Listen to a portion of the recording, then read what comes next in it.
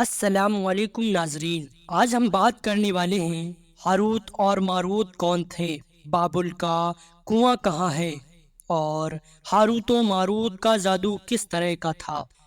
یہ وہ پورے سوالات ہیں جن کے جواب تو بہت ہیں اور لکھنے والوں نے تو بہت کچھ لکھا ہے، لیکن ان قصوں اور کہانیوں کی حقیقت کو تلاش کرنا گہرے سمندر میں موتیوں کو تلاش کرنے کے برابر ہے۔ ہاروت و ماروت کے متعلق بنیادی طور پر دو طرح کی روایتیں ملتی ہیں، ایک وہ جو قرآن و حدیث اور تابعین کے اقوال میں موجود ہیں، اور دوسری وہ جو توریت و انجیل اور اسرائیلی روایتوں میں ملتی ہیں، جبکہ ان اسرائیلی روایتوں کو بیشتر علماء اور مورخین نے تائید کی ہے۔ اس ویڈیو میں ہم ان دونوں کی روایتوں اور واقعات کو مکمل پیش کریں گے۔ روایتوں کے مطابق حضرت ادریس علیہ السلام کے زمانے میں ایک مرتبہ آسمان اور زمین کے درمیان سے پردہ ہٹا دیا گیا تو فرشتوں نے زمین میں آباد انسانوں کو دیکھ تعجب کیا، یا رب العالمین، ہم تو گناہ کے قریب بھی نہیں جاتے، جبکہ یہ بنی آدم میں اتنے مبتلا ہیں، اگر ہم ان کی جگہ ہوتے تو کبھی تیری نافرمانی نہ کرتے۔ اللہ نے ارشاد فرمایا، انسانوں کے غصہ و شہوت دی گئی ہے، اگر یہ چیزیں تمہیں بھی دی جائیں تو تم بھی اسی طرح گناہ میں ملوث ہو جاؤ گے، لیکن فرشتوں نے کہا ہم ایسا ہرگز نہ کریں گے۔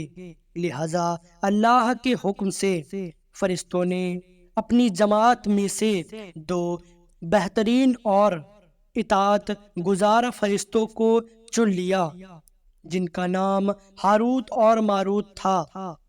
اللہ نے ان دو فرشتوں میں انسانی فطرت اور شہوت ڈال کر دنیا میں بھیجا، اور وہ شہر بابل میں خوبصورت انسان بن کر آئے اور ایک قاضی کے کام پر مقرر ہو گئے، جہاں وہ لوگوں کے درمیان فیصلے کیا کرتے تھے۔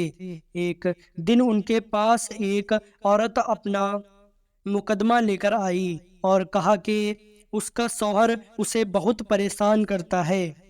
ہاروت و ماروت نے جب اس عورت کو دیکھا تو وہ اس کی خوبصورتی اور حسن سے مرعوب ہو گئے اور اس پر عاشق ہو گئے۔ انہوں نے اس عورت سے جنا کی خواہش کی تو وہ عورت نے ان سے کہا کہ تمہاری یہ خواہش تبھی میں پوری کروں گی جب تم بت کی پوجا کرو گے، شراب پیو یا میرے خائند کو قتل کر دو۔ ہاروت و ماروت نے شراب نوشی کو چھوٹا گناہ سمجھ کر پی لیا اور نشے کی مستی میں دو اور کبیرہ گناہ کر بیٹھے۔ اس عورت نے ان سے آسمان پر چڑھنے کا عمل بھی سیکھ لیا، جس کے ذریعے وہ آسمان پر جاتے تھے۔ جب وہ عورت اس عمل کے ذریعے آسمان پر گئی تھی تو اللہ کے حکم سے اسے ستارے کے شکل میں مسخ کر دیا گیا۔ چونکہ اس عورت کا نام زورا تھا، اس لیے وہ سیارہ زورا کہلایا، جسے آج جونس کہتے ہیں۔ اس گناہ کے وجہ سے ہاروت و ماروت خود وہ عزم بھول گئے جسے پڑھ کر وہ آسمانوں پر جایا کرتے تھے، اور بطور سزا انہیں بابل کے ایک کنویں میں الٹا لٹکا دیا گیا، جہاں وہ تا قیامت یوں ہی قید رہیں گے۔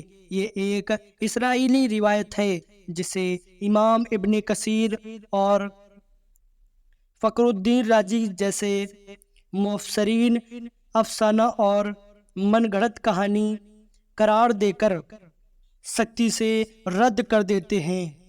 وہیں امام طوئی جیسے علماء اس روایت کو مستند مانتے ہیں۔ ہاروت و ماروت چاہے بابل کے سلسلے میں ایک اور روایت کثرت سے بیان کی جاتی ہے جس کے مطابق ایک زمانہ ایسا تھا جب شہر بابل روح زمین پر تہذیب تمدن کا مرکز تھا۔ یہاں کے لوگ باطل خدا کی پرستش کیا کرتے تھے۔ یہ لوگ اپنی قسمت ان سے وابستہ سمجھتے تھے، اس لیے علم، لزوم اور علم فلکیات میں بڑے ماہر تھے۔ ان کے بت قدوں کے تاروں کی پوجا کی جاتی تھی۔ یہ لوگ جادو اور تنتر منتر سفلی کو بہت اہمیت دیتے اور اس علم کے ذریعے معاشرے میں خوب فساد پھیلاتے تھے۔ یہ لوگ طلسمی جادو اور تنتر منتر میں بہت آگے بڑھ گئے۔ ان میں بڑے بڑے جادوگر موجود تھے۔ ان کی تاریخی کتابوں میں جگہ جگہ جادو اور تنتر منتر ہی نظر آتا ہے۔ ان کا جادو دور دور تک مشہور تھا۔ مختصر یہ اس شہر کا باشندہ ہونا ہی جادوگر ہونے کی علامت تھی۔ جب حضرت سلیمان علیہ السلام کی حکومت آئی تو آپ نے ان لوگوں کو اس شرکیہ عمل سے روکا اور ان کی سحر اور جادو کی کتابوں کو ایک جگہ جمع کر کے اپنی کرسی کے نیچے دفن کر دیا تھا، لیکن اس فتنہ انگیز کا جڑ سے خاتمہ ہو جائے۔ جب سلیمان علیہ السلام کے وفات ہوئی تو شیطان نے ان کی کتابوں کو دوبارہ کھود کر نکالا اور لوگوں سے کہا کہ سلیمان پیغمبر نہیں تھا بلکہ ان کی کتابوں کے ذریعے حکومت کیا کرتا تھا، لہذا ہوا میں اڑنا جنات پر قابو اور سلیمان علیہ السلام کے غیر معمولی معجزات دراصل جادو اور سفلی کا عمل تھا۔ بنی اسرائیل نے اس کی پیروی کی اور اس کتابوں کو پڑھنا شروع کر دیا، لہذا دوبارہ یہ سحر انگیز علم اس قوم میں سرایت کر گئی۔ اللہ نے سلیمان علیہ السلام پر لگائے گئے الزام اور تہمت کی نفی کرتے ہوئے سورہ بقرہ میں فرمایا ہے، اور انہوں نے اس چیز کی پیروی کی۔ شیطان سلیمان کی بادشاہت کے وقت پڑھتے تھے اور سلیمان نے کفر نہیں کیا تھا، لیکن شیطانوں نے ہی کفر کیا۔ لوگوں کو جادو سکھاتے تھے اور اس چیز کی جو شہر بابل میں ہاروت و ماروت دو فرشتوں پر اتارا گیا تھا، اور وہ کسی کو نہ سکھاتے تھے جب تک یہ نہ کہہ دیتے کہ ہم صرف آزمائش کے لیے ہیں، تو کافر نہ بن۔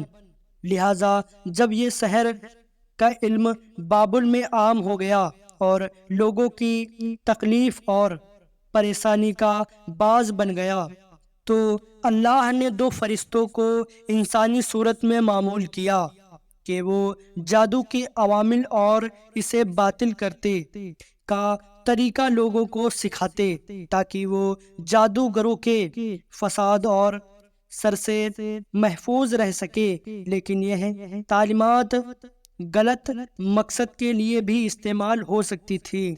حالانکہ وہ فرشتے لوگوں کو تنبیہ کرتے تھے اور حسن کے لیے سرہتن کرتے تھے کہ یہ تمہارے لیے ایک طرح سے آزمائش ہے، لیکن پھر بھی وہ لوگ ایسے کاموں میں پڑ گئے جو انسانوں کے لیے ضرر نقصان کا باعث تھا۔ بعض عربی داستان میں ان کنویں کا ذکر بھی ملتا ہے جہاں کئی لوگ پہنچے اور ہاروت و ماروت اس سے ملاقات کرتے جادو کا ایک علم بھی سیکھا، جبکہ بعض مورخین کا کہنا ہے کہ راب کے شہر حلہ کے قریب ایک کھنڈر میں موجود قدیم کنواں ہے جہاں سے بابل کی سرحد شروع ہوتی تھی۔ یہ اس کنویں کو ہی صاحب بابل قرار دیتے ہیں۔ بہرحال واقعے سے یہ سبب ملتا ہے کہ سفلی اور جادو ایک شرکیہ عمل ہے، مگر یہ کہ اس کا استعمال فساد اور سرپسندی کے خاتمے کے لیے کیا جائے۔